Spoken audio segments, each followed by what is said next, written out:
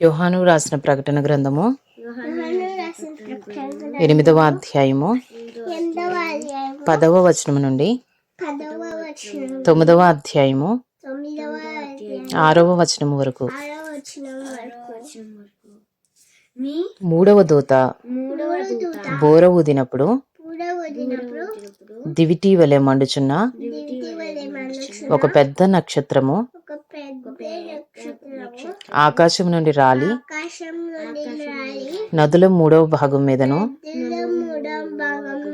నీటి బొగ్గల మీదను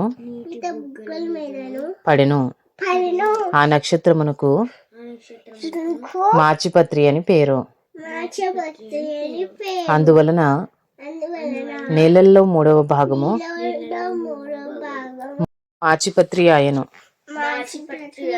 నీళ్లు చేదైపోయినందున వాటి వలన మనుషుల్లో అనేకులు చచ్చిరి. 4వ దూత బోర ఊదినప్పుడు సూర్య చంద్ర నక్షత్రములలో 3వ భాగము చీకటి కమ్మునట్లును పగటిలో 3వ భాగమున సూర్యుడు ప్రకాశింపకుండునట్లును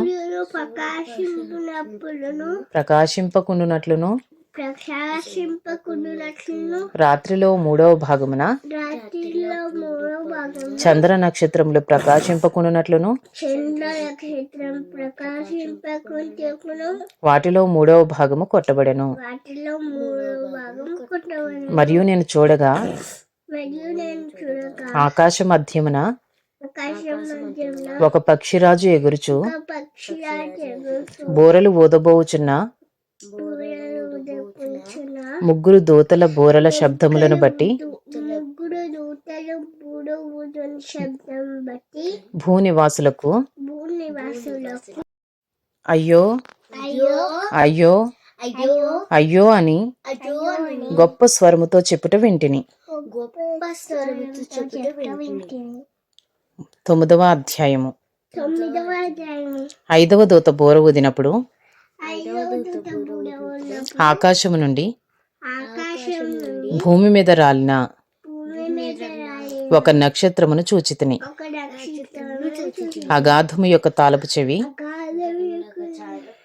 అతనికి ఇయ్యబడెను. అతడు అగాధము తెరవగా పెద్ద కొలిమిలో నుండి లేచు పొగ వంటి పొగ ఆ అగాధములో నుండి లేచెను. ఆ అగాధములోని పొగ చేత సూర్యుని వాయుమండలమున చీకటి కమ్మెను. ఆ పొగలో నుండి మిడతలు భూమి మీదకి వచ్చెను. భూమిలో ఉండు తేళ్లకు బలమున్నట్టు వాటికి బలము ఇయ్యబడెను. మరియు నొసళ్ళ యందు దేవుని ముద్ర లేని మనుషులకే తప్ప భూమిపైనున్న గడ్డికైనను ఏ మొక్కలకైనను మరి ఏ వృక్షమునకైనను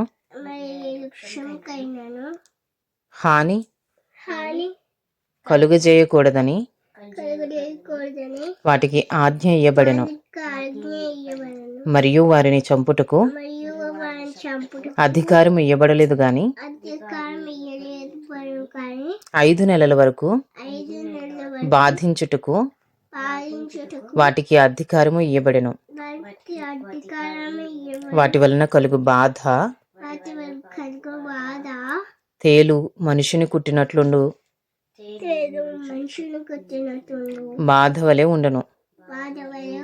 ఆ దినములలో మనుషులు మరణమును వెదుకుదురు గాని